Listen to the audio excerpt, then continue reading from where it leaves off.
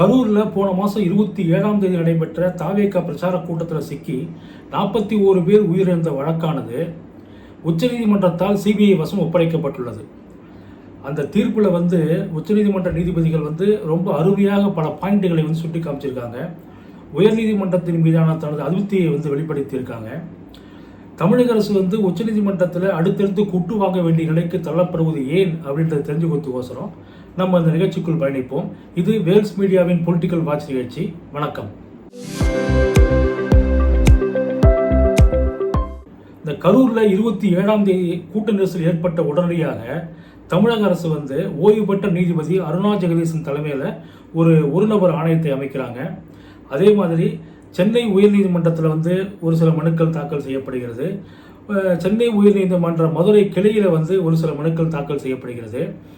சென்னை உயர்நீதிமன்றத்தில் தனி நீதிபதி திரு செந்தில்குமார் இந்த வழக்கை மனுவை விசாரிக்கும் போது விஜய் குறித்து கடுமையான விமர்சனங்களை முன்வைக்கிறார்.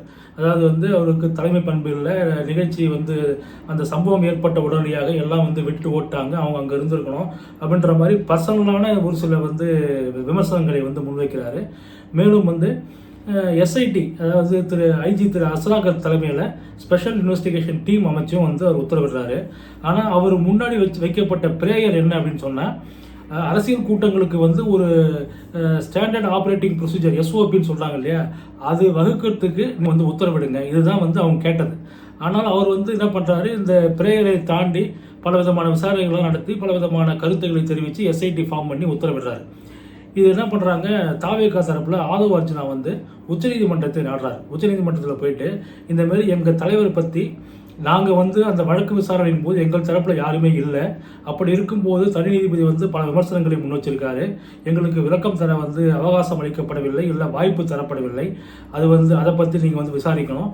அதே மாதிரி எஸ்ஐடி அமைச்சதும் தவறு, அதை பற்றி நீங்கள் விசாரித்து உச்சநீதிமன்ற ஓய்வு பெற்ற நீதிபதி தலைமையில் ஒரு ஆணையமாகவோ அல்லது சிபிஐ விசாரணைக்கோ உத்தரவிடுங்க அப்படின்னு சொல்லிட்டு கேட்டுட்டு ஆதவ அர்ஜுனா ஒரு வழக்கை தாக்கல் பண்ணுறாரு.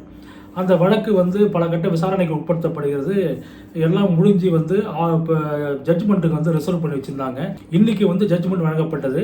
நீதியரசர்கள் திரு ஜே.கே. மகேஸ்வரி, திரு என்.வி. அஞ்சாரியா அமர்வு இந்த தீர்ப்பை வழங்கியிருக்காங்க. தீர்ப்போட சாராம்சம் என்ன அப்படின்னு பார்த்தீங்கன்னு சொன்னால், இந்த வழக்கானது சிபிஐக்கு மாற்றப்படுகிறது. இந்த சிபிஐ விசாரணையை கண்காணிப்பதற்காக ஓய்வு பெற்ற நீதிபதி அஜய் ரஸ்தோகி தலைமையிலான ஒரு குழுவை நாங்கள் அமைக்கிறோம். அந்த குழுவில் 3 பேர் இடம்பெற்றிருப்பாங்க. ஒருவர் அஜய் ரஸ்தோகி, இன்னும் 2 பேர் ஐபிஎஸ் ஆஃபீஸர்கள். அந்த 2 ஐபிஎஸ் ஆஃபீஸர்களுமே இவர் தேர்வு பண்ணிக்கணும். ஆனால் எப்படி தேர்வு பண்ணணும் அப்படின்னு சொன்னால், அவர்கள் தமிழ்நாட்டில் பிறந்தவர்களாக இருக்கக்கூடாது அப்படின்ற ஒரு நிபந்தனையோட இந்த குழுவானது அமைச்சிட்டாங்க. இந்த குழுவின் மேற்பார்வையில் சிபிஐ விசாரணை நடத்தப்பட வேண்டும். ஒரு மாதமும் விசாரணை அறிக்கை, அதாவது ப்ராக்ரஸ் ரிப்போர்ட்டை நீங்கள் எங்களுக்கு தாக்கல் பண்ணணும் அப்படின்னு சொல்லிட்டு நீதிபதிகள் உத்தரவிட்டிருக்காங்க. அதனால் வழக்கமாக என்ன நடக்கும்னா, சிபிஐ விசாரணை அப்படின்னாலே வருட கணக்கில் இழுத்தரிப்பாங்க, அவ்வளோ சீக்கிரம் முடியாது அப்படின்னு சொல்லுவாங்க. ஆனால் இந்த விசாரணையானது உச்சநீதிமன்ற மேற்பார்வையில், ஏன்னா மாதம் இவங்க ரிப்போர்ட் தாக்கல் பண்ணணும் அப்படின்றதுனால லேட் ஆகிறதுக்கு வாய்ப்பில்லை.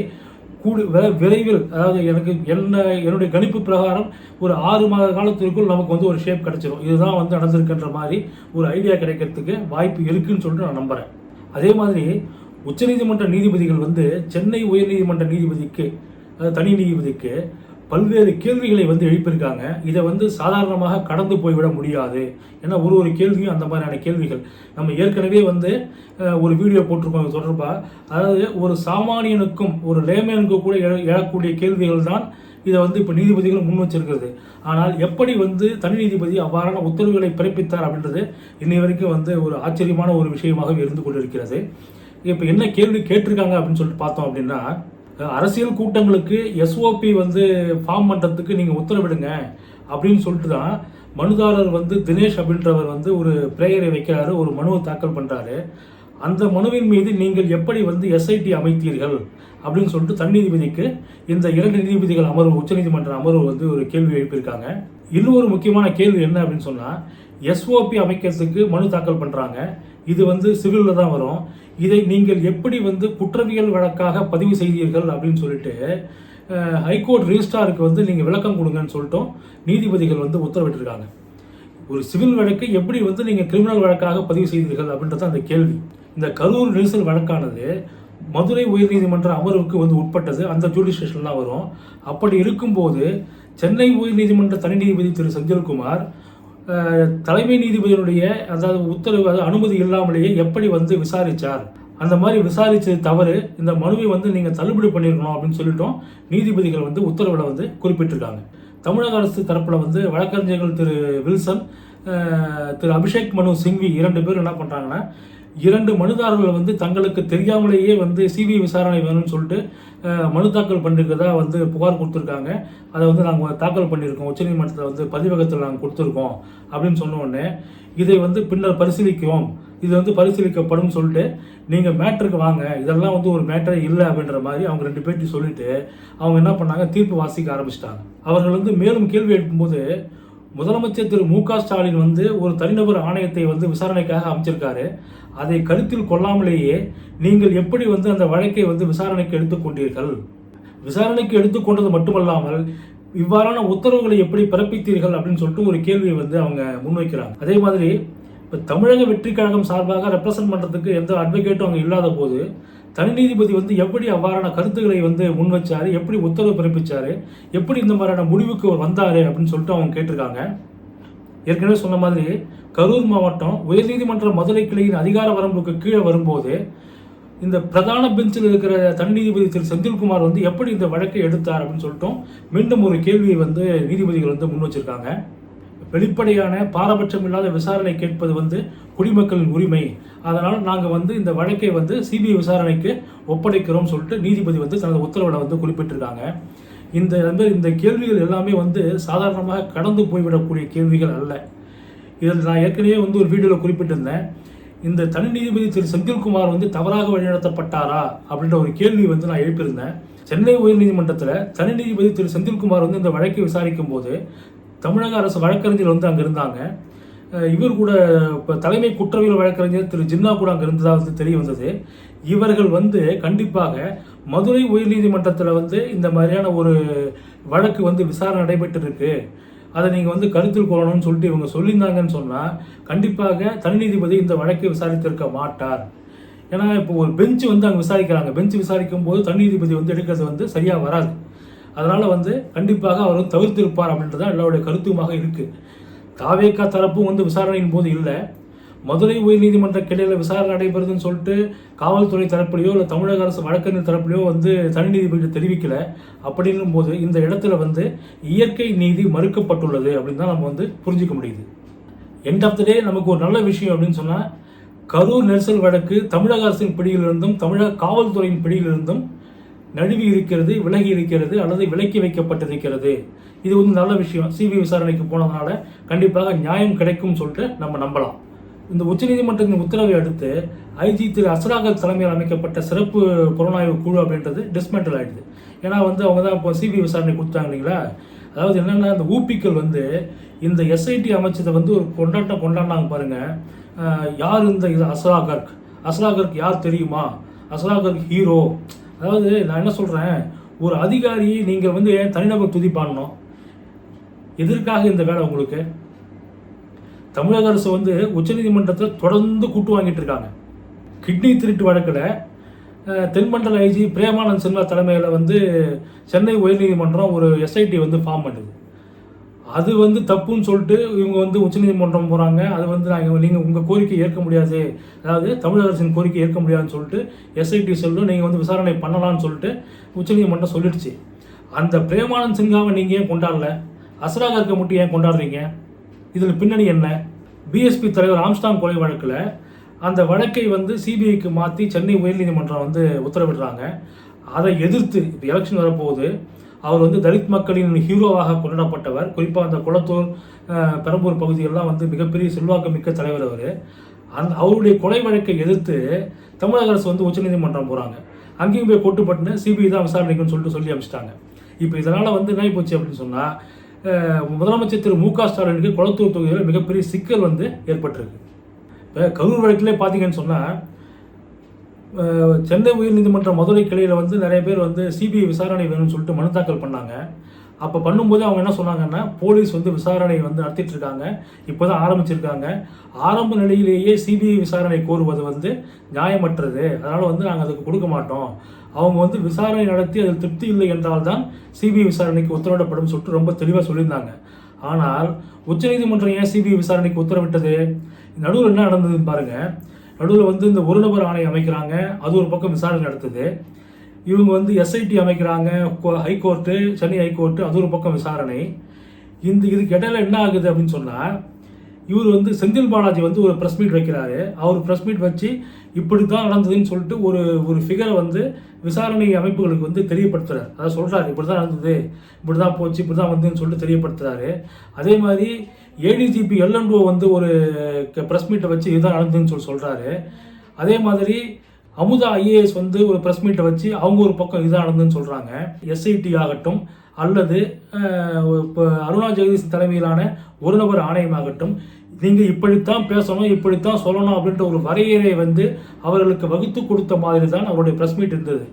இது அடுத்து தான் இதெல்லாம் கணக்கில் கொண்டு தான் உச்சநீதிமன்றம் என்ன பண்ணாங்க, சிபிஐ விசாரணைக்கு மாட்டிட்டாங்க. ஏன்னா இப்போ யாருமே வந்து இதில் இன்டர்ஃபியர் ஆக முடியாதுல்ல, யார் இன்டர்ஃபியர் ஆனாலும் வந்து தெரிஞ்சிடும். ரெண்டாவது வந்து மாதம் வந்து சுப்ரீம் கோர்ட்டுக்கு வந்து அவங்க வந்து விசாரணை அறிக்கையை தாக்கல் பண்ணணும். அதனால் நமக்கு வந்து விரைவில் நியாயம் கிடைக்கும் அப்படின்னு சொல்லிட்டு நம்பலாம். தமிழக அரசு வந்து எங்கெல்லாம் பின்தங்குறாங்க, இல்லை எங்கெல்லாம் கோட்டை விடுறாங்க, இல்லை எங்கெல்லாம் நிர்வாக திறமை இல்லாமல் வந்து அவர்கள் செயல்படுகிறார்கள் அப்படின்னா, அட்வொகேட் ஜெனரல்னு ஒருத்தர் வச்சுருக்கீங்க, சட்ட அமைச்சர்னு ஒருத்தர் இருக்கார், இவர்கள்லாம் வந்து எதுவுமே கன்சல்ட் பண்ணுறதே கிடையாது.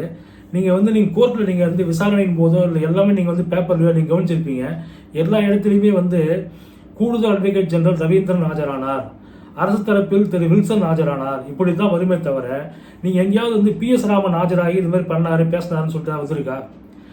எல்லா இடத்துலையுமே திரு வில்சன், திரு ரவீந்திரன், இந்த 2 பேர் மட்டும்தான் ஆஜராகிறாங்க. அதனுடைய பின்புலம் என்னன்றது இது வரைக்கும் புரியல. இப்போ முதலமைச்சர் வந்து ஒரு முடிவு எடுக்கணும் அப்படின்னு சொன்னால், இப்போ கரூர் வழக்கே எடுத்துங்களேன், கரூரில் வந்து என்ன நடந்தது ஏன் நடந்ததுன்னு சொல்லிட்டு உங்களுக்கு வந்து செந்தில் பாலாஜி ஒரு ரிப்போர்ட் கொடுத்துருப்பாரு, ஐபி வந்து ஒரு ரிப்போர்ட் கொடுத்துருக்கோம், ப்ளஸ் வந்து அந்த மாவட்ட அமைச்சர் யாராக இருந்தாங்கன்னா நம்ம மாவட்டத்திலையோ பக்கத்து மாவட்டத்திலையோ அமைச்சர்களை கூப்பிட்டு கேட்கலாம், எம்எல்ஏக்களை கூப்பிட்டு கேட்கலாம். இவங்கெல்லாம் கூப்பிட்டு என்ன நடந்துன்னு சொன்னால் உங்களுக்கு வந்து ஒரு தெளிவு கிடைக்கும். தெளிவு கிடைச்ச பிறகு நம்ம அப்பீல் போகிறதா வேணாமா, என்ன நடக்கும்னு சொல்லிட்டு நீங்கள் வந்து ஒரு முடிவுக்கு வரலாம். ஆனால் முதலமைச்சர் வந்து நிர்வாகத்துறை பெற்றவர்னு சொல்லிட்டு எதிர்க்கட்சி தலைவர் திரு எடப்பாடி பழனிசாமி அப்பப்போ சொல்கிறதுக்கு காரணம் என்ன அப்படின்னு சொன்னால், இவர்கள் யாரையுமே, அதாவது கிரவுண்ட் ரியாலிட்டி தெரிஞ்சு யாரையுமே அவர் பக்கத்தில் சேர்க்கறதே இல்லை, அவர்களை வந்து கலந்து ஆலோசிப்பதே கிடையாது. இவர் வந்து கேட்கறது யாருன்னு பார்த்தீங்கன்னு சொன்னால், பியூரோக்ராட் சொல்லுவாங்கள்ல, அதிகாரிகள் ஆலோசனை மட்டுமே பெறுகிறார். அதே மாதிரி ஊடகத்துறையை சார்ந்த சிலர் ஆலோசனையை மட்டுமே பெறுகிறார். ஒரு 4-5 பேர் இருக்காங்க வச்சுங்க ஊடகத்துறையிலேருந்து. அதே மாதிரி இப்போ அதிகாரிகள் யாருன்னு வந்து பெரும்பாலானவருக்கு தெரியும். இவர்களை தாண்டி அவர் வந்து யாருக்குமே ஆலோசனை கேட்கறதே கிடையாது. ஏன் சக அமைச்சர்களை கூப்பிட்டு என்ன நடக்குது ஏதோ நடக்குது விசாரித்து அவங்க சொல்லுவாங்கல்ல. ஏன் இப்போ வந்து ஜிடி நாயுடுன்னு சொல்லிட்டு ஒரு பாலத்துக்கு வந்து பேர் வச்சு திறக்கிறாங்க. அன்னைய தேதியிலேயே இப்போ இந்த தெருக்கள் சாலைகளில் உள்ள வந்து இந்த ஜாதி பெயர்லாம் நீக்க வேணும்னு சொல்லிட்டு அரசாணை வந்து வெளியிடுறீங்க. இது எவ்வளோ பெரிய முரண்பாடு. இதை வந்து நீங்கள் ஒரு அரசியல்வாதிகிட்ட கேட்டுருந்தீங்கன்னு சொன்னால் அவங்க சொல்லியிருப்பாங்க. ஆனால் அதிகாரிகள் வந்து இதை பற்றிலாம் முக்கியம் கிடையாது. அதிகாரிகள் வந்து போய் ஓட்டு கேட்டு ஜனங்க நிற்க போகிறது கிடையாது. அவங்கள பொறுத்த வரைக்கும் என்ன அப்படின்னு சொன்னால், முதலமைச்சர் வந்து நல்ல பேர் வாங்கணும், அதுக்கு என்ன வழி, அதை மட்டும் செஞ்சுட்டு போயிட்டே இருந்தோம், அவ்வளோதான். பிரிட்டிஷை சேர்ந்த லார்டு ஆக்டன் அப்படின்னு சொல்லிட்டு ஒருத்தர் இருக்கார். அவர் வந்து ஒரு வரலாற்று ஆசிரியர், எழுத்தாளர், அரசியல்வாதி, இப்படி வந்து பன்முகம் கொண்டவர். அவரோட கோட் வந்து ரொம்ப ஃபேமஸான கோட் ஒன்று இருக்கா, சொல்கிறேன் கேளுங்க. Power tends to corrupt and absolute power corrupts absolutely. அதாவது தமிழாக்கம் என்ன அப்படின்னு சொன்னால், அதிகாரம் ஒரு மனிதனை கெடுக்கும், முழுமையான அதிகாரமோ அவனை முழுமையாக கெடுத்துவிடும். மாண்டெஸ்கியூ அப்படின்னு சொல்லிட்டு ஒருத்தர் இருக்காரு. அவர் வந்து பிரான்ஸை சேர்ந்தவர். அவரும் வந்து ஒரு நீதிபதியாக இருந்தவர், எழுத்தாளர், அரசியல் சார்ந்த வந்து அரசியல் அப்சர்வர் வச்சுங்களேன். அந்த மாதிரி வந்து இவர் வந்து பன்முகம் கொண்டவர். இவர் என்ன எழுதியிருக்காரு அப்படின்னு சொன்னால், the legislative to make laws, the executive to enforce laws, the judicial to interrupt laws.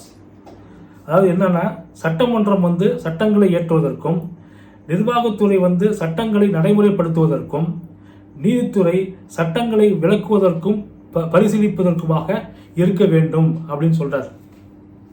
அதாவது என்ன சொல்றாருன்னா ஒரு செக்ஸ் அண்ட் பேலன்ஸ் இருக்கணும் அப்படின்றார். ஆனால் இப்போ தமிழ்நாட்டில் என்ன நடக்குது? அதிகாரிகள் வசம் முழுமையாக அதிகாரம் குவிக்கப்பட்டிருக்கிறது. வழக்கமாக என்ன நடக்கும் அப்படின்னு சொன்னால், இப்போ வந்து தமிழ்நாட்டு சிஎம் இருக்காருன்னு சொன்னால் அவர் கண்ட்ரோலில் தான் இந்த நாடு இருக்கணும், அவர் கண்ட்ரோலில் தான் அதிகாரிகள் இருக்கணும். ஆனால் இங்கே வந்து தலைகீழாக இருக்கிறது. அதாவது ஸ்டேட் அட்மினிஸ்ட்ரேஷன் அப்படின்றது ஒரு பொலிட்டிக்கல் ஹெட்டு கையில் தான் இருக்கணும். அப்போ தான் அது வந்து மிகச்சரியாக இருக்கும் அப்படின்றது தான் வந்து இதுவரையில் இருந்து வந்த நடைமுறை. இது வந்து புரட்சித் தலைவர் எம்ஜிஆர் காலத்துலையும் சரி, புரட்சித் தலைவர் அம்மா காலத்துலையும் சரி, இதே போலீஸ் தான் அப்பயும் இருந்தாங்க. ஆனால் இப்போ ஏன் வந்து இந்த அளவுக்கு கெட்ட பேர் வருது? நிர்வாக திறமையின்மை காரணமாக போலீசாரை வந்து எப்படி வந்து அவர்களை நிர்வகிக்க வேண்டும் என்பது தெரியாத காரணத்தினால அவர்கள் வந்து அட்வான்டேஜ் எடுத்துக்கின்னு இவரை வந்து ஆட்டு வைக்கிறார்கள். யார? முதலமைச்சரை வந்து அவர்கள் ஆட்டு வைக்கிறார்கள். ஏன்னா நீங்கள் நல்லா பார்த்தீங்கன்னு தெரியும், அஜித்குமார் வழக்கில் என்ன நடந்தது? இது வரைக்கும் வந்து அந்த மர்மம் வெளிப்பட்டதா? 8 பவுனோ 9 பவுனோ காணன்னு சொல்லிட்டு தான் வந்து இந்த லேடி வந்து கம்ப்ளைண்ட் கொடுத்தாங்கன்னு சொல்லி அந்த இளைஞரை வந்து அடித்து கொன்றார்கள். அது என்ன? அந்த அந்த கேஸ் என்னாச்சு? அந்த மர்மம் விலகியதா? அதே மாதிரி வந்து நெல்லையில் வந்து மாவட்ட காங்கிரஸ் தலைவர் வந்து படுகொலை செய்யப்பட்டார். அதனுடைய மர்மம் விலகியதா? வேங்கை வயலில் வந்து குடிநீர் தொட்டியில் மலத்தை கலந்தது யாருன்னு சொல்லிட்டு உண்மை குற்றவாளி யாருன்னு சொல்லிட்டு இதுவரைக்கும் கண்டுபிடிக்க முடிஞ்சுதா? அதே மாதிரி ஏன் திருச்சி ராமஜெயம் கொலை வழக்கில் வந்து யார் உண்மை குற்றவாளின்னு சொல்லிட்டு இதுவரைக்கும் கண்டுபிடிக்க முடிஞ்சுதா? பட்டப்பகலில் வந்து ஆம்ஸ்டாங் வந்து கொல்லப்படுறாரு. அந்த கொலைக்கான வந்து காரணம் என்னன்னு சொல்லிட்டு இது வரைக்கும் கண்டுபிடிக்க முடியல. இந்த மாதிரி சட்டம் ஒழுங்கு வந்து சீர்குலைவுக்கு மிக முக்கிய காரணமாக இருப்பது காவல்துறை. இந்த கதை ஏற்கனவே நான் சொன்ன மாதிரி காவல்துறை வந்து யார் கையில் இருக்கோ அதுக்கு தகுந்த மாதிரி அவங்க செயல்படுவாங்க. இவர் நிர்வாக திறமை இல்லாத ஒரு முதலமைச்சர் கையில் காவல்துறை சிக்கி தமிழ்நாடு சிக்கி சின்னாபின்னமாகி கொண்டிருக்கிறது. தமிழ்நாடு வந்து மிகவும் அபாயகரமான கட்டத்தில் இருக்கிறது. தமிழ்நாடு காப்பாற்றப்பட வேண்டும் என்றால் 2026 எடப்பாடியார் முதலமைச்சராக வந்தாலே ஒழிய தமிழ்நாட்டை காப்பாற்ற இறைவனாலும் முடியாது.